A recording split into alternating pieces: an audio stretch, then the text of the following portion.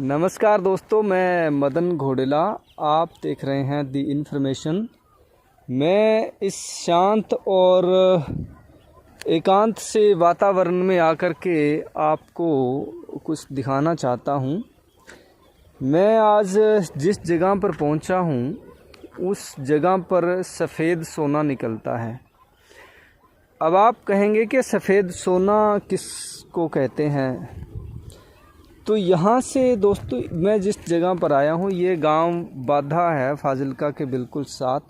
और बाधा झील, बाधा लेक तो आपने सबने वैसे भी सुनी होगी। तो मैं उस जगह पर पहुँचा हूँ। मेरे एक तरफ ये ज़मीन है जो जोतने योग्य है और इसमें अभी फसल बीजी जाएगी, इसको तैयार कर रहे हैं। लेकिन इसके दूसरी तरफ मैं जिस सफ़ेद सोने की बात कर रहा हूँ, मैं उसकी बात बताता हूँ। ये करीब खाई है, एक तरह से कह सकते हैं। कितने फीट है ये नीचे? करीब 20 फुट नीचे है। ये खाइयाँ ऐसे ही नहीं बनी हैं दोस्तों। यहाँ से करोड़ों रुपया की रेत निकाली गई है। और फाजिल्का की जो बॉर्डर पट्टी है ये पूरी फ़िरोज़पुर से लेकर के जहाँ तक पुराने समय में सतलुज दरिया बहता रहा है, क्योंकि बताते हैं कि सतलुज दरिया बिल्कुल फाजिल्का के साथ बहता है, इस जगह से बहता था। अब तो बहुत दूर इधर से चला गया है, काफ़ी 20-25 किलोमीटर वो रास्ता छोड़ गया है, लेकिन कभी यहाँ बहता था। तो उस जहाँ से सतलुज दरिया बहता था उसके नीचे साल्ट जमी थी, और उसी साल्ट को रेत कहते हैं, बालू। तो वो जो रेत यहाँ से निकलती है फाजिल्का एरिया से, ख़ास करके जहाँ से सतलुज दरिया ने अपनी जगह छोड़ दी, उस जगह से जितनी ये रेत निकलती है उसकी डिमांड न सिर्फ फाजिल्का एरिया की बल्कि पूरे पंजाब में होती है, क्योंकि इसकी क्वालिटी बहुत उत्तम किस्म की है। आपको याद हो, अभी हाल ही में विधानसभा चुनाव होकर के हटे हैं। तो उन विधानसभा चुनाव में आप देखिए कि ये मुद्दा बड़ा ज़ोर शोर से उठाया गया था, रेत माफिया का। और सिर्फ इसी विधानसभा चुनाव में नहीं बल्कि कई विधानसभा चुनावों में ये मुद्दा अक्सर रहता है, छाया रहता है।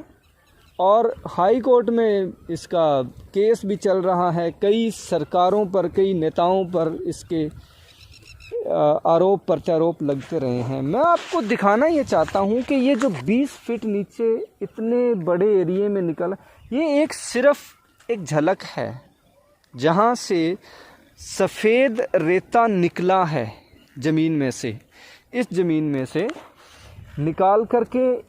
और ये कोई आम लोग नहीं निकाल सकते हैं, जिनकी बड़ी पहुंच है, जो सियासतदान हैं या फिर बड़े ठेकेदार हैं, वो यहाँ से इस ज़मीन में से रेत बालू निकाल सकते हैं। अभी फ़िलहाल यहाँ पे रोक लगी है।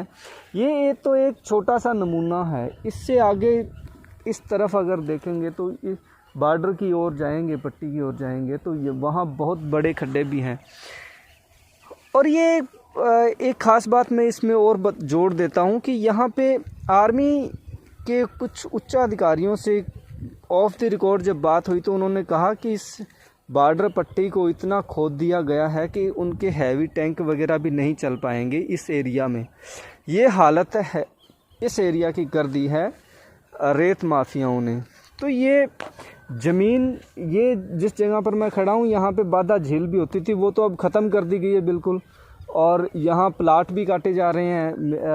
वो सामने जो दिखाई दे रहा है वो सब गाँव वासियों द्वारा ये प्लाट काट दिए गए हैं। और इसके साथ में जो ये थोड़ा सा एक टुकड़ा बचा था, मेरे ख्याल से 3-4 साल पहले जब मैं यहाँ पे आया था तो छठ पूजा में लोगों ने, शायद जो प्रवासी मज़दूर है वो यहाँ पे पूजा पाठ भी करते थे छठ पूजा के मौके पर, लेकिन अब वो बंद कर दिया गया है। अब तो बिल्कुल ही उसमें झील का नामो निशान ख़त्म कर दिया गया है। ये बताया जाता था कि इस झील की वजह से ही फाजिल्का का जो अंडरग्राउंड वाटर है वो उसका लेवल बड़ा अच्छा रहता था, बड़ा ऊंचा था, लेकिन समय के साथ ये झील भी ख़त्म हुई तो वाटर लेवल तो अब खैर अलग अलग कारणों से प्रभावित हो ही रहा है। मैं आपको दिखाना सिर्फ ये चाहता हूँ कि एक ये ज़मीन है जिस पे खेती हो रही है, इस ज़मीन पे भी शायद खेती होगी, लेकिन ये आप देख सकते हैं कि बिल्कुल बालू ज़मीन नीचे से निकल चुकी है। कहने को तो यहाँ पे रात को अब रेत नहीं निकलती है, लेकिन गाहे बगाहे कोई छोटे मज़दूर लोग जो हैं वो फिर भी यहाँ से रेत शायद देर सवेर ले जाते होंगे।